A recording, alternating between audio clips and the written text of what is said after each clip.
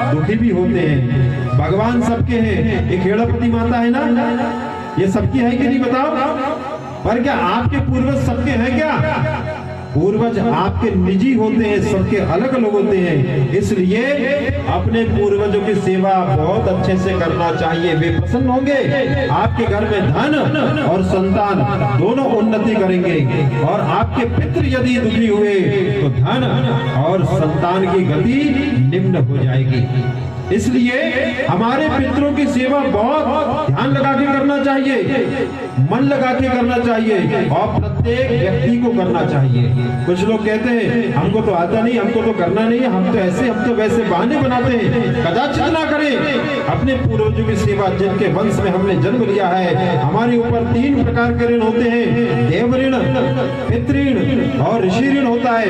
2 ऋण तो शायद हम चुका दें, लेकिन पितृ ऋण तो केवल पितरों की सेवा से ही चुकाया जा सकता है। इसलिए यहाँ पे तर्पण करते हैं और भोज कराते हैं, ब्राह्मणों को दान करते हैं आदि किया। और अब उनकी बुद्धि का हरण भगवान ने कर लिया। देखो भगवान जैसा चाह रहे वैसा होने लगा।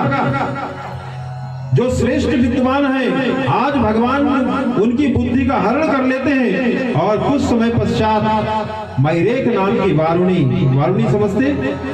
वारुणी का मतलब क्या होता? मदिरा। अब मदिरा तो समझते होंगे, और नहीं तो फिर और पता है क्या होता? मदमस्त होके कुछ लोग पड़े रहते ना, ऐसा पीते हैं, फिर उनको जो रोड सड़क और नाली भी रहती ना, 5 स्टार होटल के जैसे लगता है कि बस हम तो आराम से पड़े महाराज। और कई बार तो उनकी बहुत दुर्गति होती है।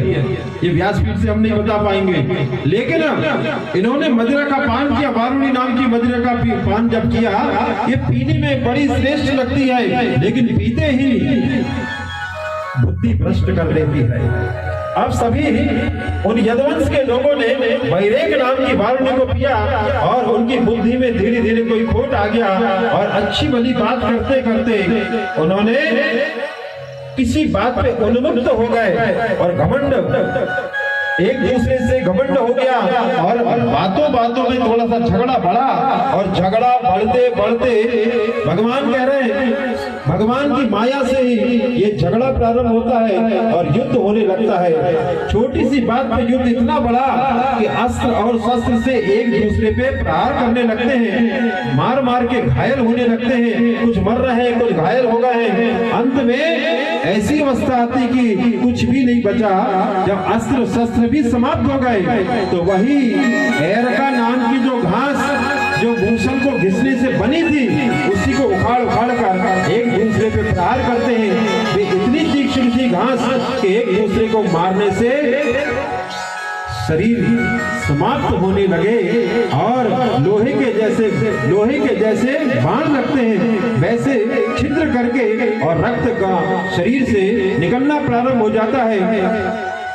जितने लोग थे एक दूसरे के दुश्मन हो जाते हैं और मार मार के स्वतः समाप्त होने लगते हैं। भगवान इस दशा को देख के थोड़ा संतुष्ट हो जाते हैं कि चलो अब ये भार था ना, ये भी धीरे धीरे समाप्त हो रहा है। भगवान चैन की सांस देते हैं कि बचा, थोड़ा बहुत भी जो भार है ना पृथ्वी का, अब उतर रहा है। परीक्षित जी, भगवान बलराम जी ने जब देखा कि ये जो कृष्ण है, इसी की माया से ये सब कुछ होने जा रहा है, तो परीक्षित जी महाराज भी समुद्र के तट पे जाते हैं, एक चित्त होकर बैठ जाते हैं, परम चिंतन में लग जाते हैं और अपनी आत्मा को ही आत्मस्वरूप में स्थित कर लेते हैं। और जो मनुष्य शरीर ग्रहण किया था उसका परित्याग कर देते हैं।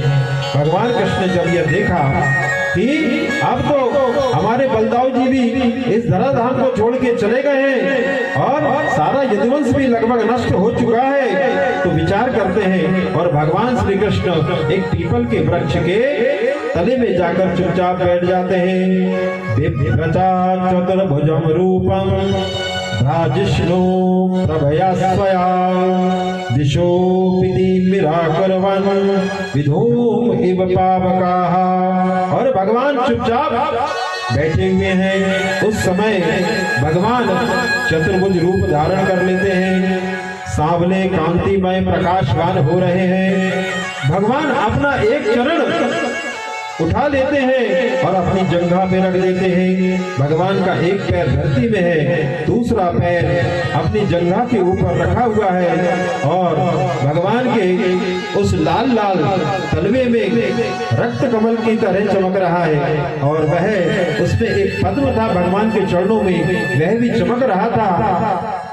वही जरा नाम का बहेलिया जो मैंने शुरू में बताया था, वह जरा नाम का जो बहेलिया है ना, जिसने वो छोटा सा टुकड़ा मछली के पेट में से निकला था, उसको अपने बाण में लगा लिया था और आज वही बहेलिया शिकार खेलने निकला है। उस छोटे से टुकड़े को लगाकर आज शिकार की तलाश में भटकते भटकते उस स्थान पर पहुंच गया है जो पीपल के वृक्ष से थोड़ी दूर है और भगवान का वह रक्त कमल पद्म चमक रहा है। उसने दूर से देखा और विचार करने लगता है कि निश्चित रूप से कोई हिरण का मुख है, हिरण की आंख चमक रही है, ये हिरण है। भगवान के तलवे को हिरण का मुख दिखने लगता है।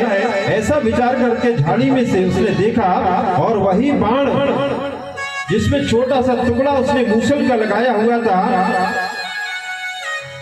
आंख जैसी चमक रही थी, उसमें निशाना साधता है। हे परीक्षित जी महाराज, आज इस बहेलिये ने मृग समझ के उसको भ्रम हो जाता है और वही बहेलिया बाण चला देता है और बाण सीधा आता है भगवान के चरण को स्पर्श करते ही और सीधे भगवान चतुर्भुज रूपधारी भगवान को चरण को लगता हुआ धरती में गिर जाता है।